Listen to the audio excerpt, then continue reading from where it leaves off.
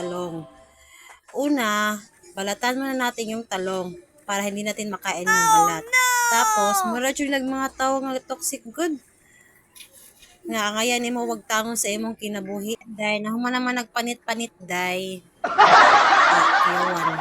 Kani day, nagtimpla na tag itlog day para ato ibatal-batal niya ato na imikos-mikos. Magpainit sa tagmantika day nuang naman magluto tag walay ka ng init nga mantika. Aw ato sa nibot ang turtan tanong sa itlog. Kuy ang naman di nato ibuta usa pagtahop ani sa itlog.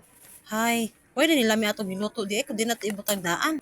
Nya kani day init naman ning mantika day. Matik na ato na naibutang ang kuan uy aron malunod na na. Tulo lang sa day para I love you day. Kani day ni brown naman ni ang kaning kuan day aw.